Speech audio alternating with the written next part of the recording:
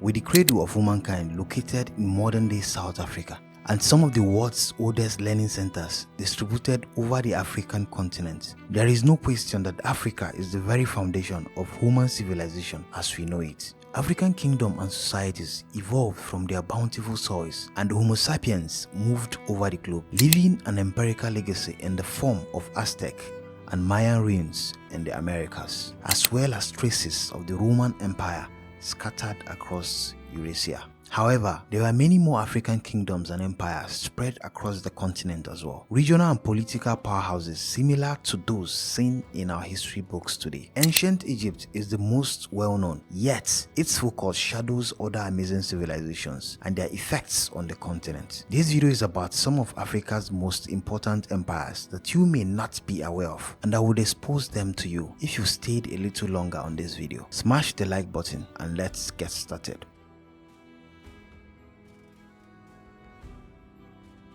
This ancient culture, also known as the Kingdom of Aksum, is the oldest of the African kingdoms. This empire included what is now Ethiopia and Eritrea, in an area where agriculture has been documented for 10,000 years. The Aksumites played an important role in the commercial trade networks that existed between the Romans and ancient India. Along with China, Rome and Persia, they were regarded as one of the four greatest powers of their time. During their reign, the Aksumites erected various stone hardwood slabs that served as monuments, but one of them is the most famous of them all. The obelisk of Aksum, which stands 79 feet tall, is roughly 17,000 years old and can be located in modern-day Aksum in Ethiopia. When the Aksumites turned to Christianity, they unintentionally laid the groundwork for Ethiopia's Orthodox Church. Today, Aksum is also thought to be the final resting place of the Ark of the Covenant.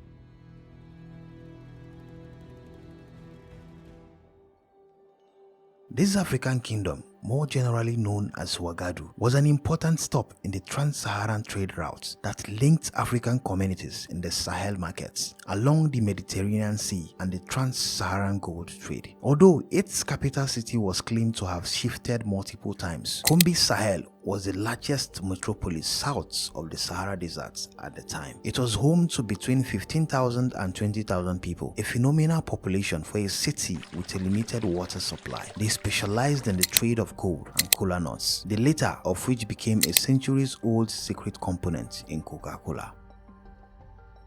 The decline of the Kingdom of Ghana was sealed when it became a part of the Kingdom of Mali in the year 1240 CE. Given that the Kingdom of Ouagadougou was eventually captured by the Kingdom of Mali during its fall, it is logical that our next mention comes after it. Why the Ghana Empire traded in gold? The Malian Empire produced gold from its mines, which by the end of the 1200s supplied over half of the old world's gold supply. Mansa Musa, the most famous ruler of the Malian Empire, was the wealthiest, even by modern standards, of all the African kingdoms mentioned in this video. Historians still regard him as one of the world's richest people, with records indicating that Mali was the world's top gold producer during his reign.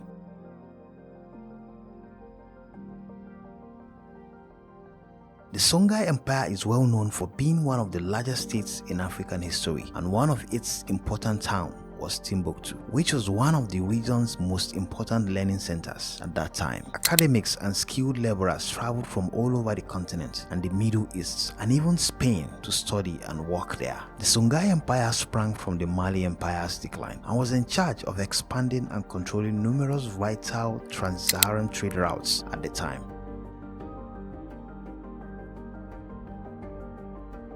The modern-day claim to fame of the Kingdom of Zimbabwe is its capital, Great Zimbabwe, which is a UNESCO World Heritage Site. At the height of its growth, the city had a population of roughly 18,000 people and covered an area of 7 km square. Why the kingdom's peak was from roughly 1220 CE onward. Researchers believe it began as early as the 11th century. This civilization held a monopoly on the commerce of gold and ivory from the continent's southern shore to the interior interior, and they were well-known miners who specialized in minerals such as copper, iron, and gold. While the Kingdom of Zimbabwe's success brought about the decline of Mapungubwe, Great Zimbabwe's decline led to the development of the Kingdom of Mutapa, the next kingdom on our list.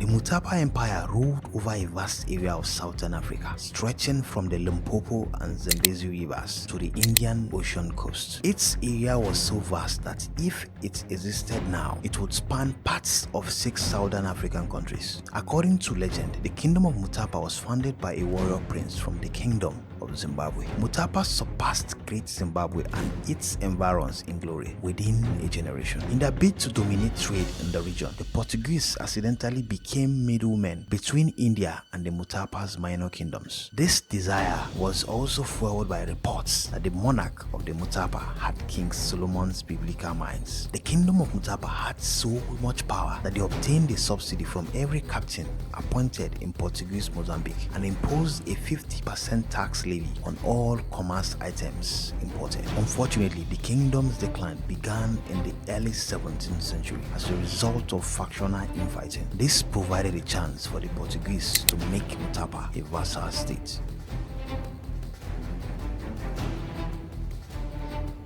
The Ethiopian Empire, or Abyssinia as it was also called, is the longest running African country in this video, lasting from the Middle Ages to the Cold War. It has weathered some of the modern history's most turbulent events, from the Ottoman and Italian forces to the Egyptians. It repelled different opponents attempting to intrude on its land. According to legend, its commanders originated from King Solomon. In the First Italo-Ethiopian War, Ethiopia successfully fought against and conquered Italy during the scramble for Africa, when European countries asserted colonial authority across African lands. The empire's decline began in 1935 when it lost the Second Italia-Ethiopian War. A military junta finally deposed the monarchy in 1974.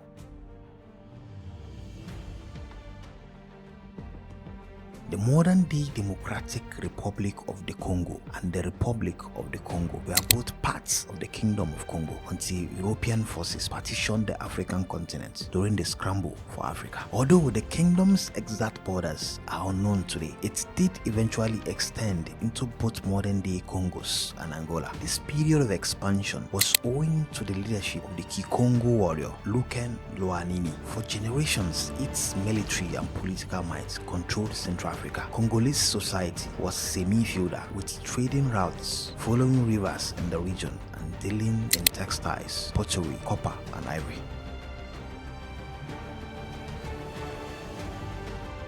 The Benin Empire, located in modern-day Nigeria, was regarded as one of the oldest and most established states in West Africa until its capture by the British Empire. Ivory, bronze, and iron were used to create masterpieces by famous artisans. The Portuguese maintained a close trading relationship with the Benin Empire. They traded palm oil, pepper, and ivory for Manila, a West African currency, and guns. In the 16th century, an envoy visited Lisbon as part of the friendship. The first British voyage to Benin took place in 1553. Throughout the 16th and 17th centuries, a mutually beneficial economic relationship flourished until Benin feared Britain of making dominating advances. Many legends of Benin's beauty, richness, and elegance were brought back to Europe by Dutch, British, and Portuguese explorers. If you are fascinated about African stories and history, kindly subscribe to my channel, like this video, and enable the notification bell so you will not miss my stories. Thank you.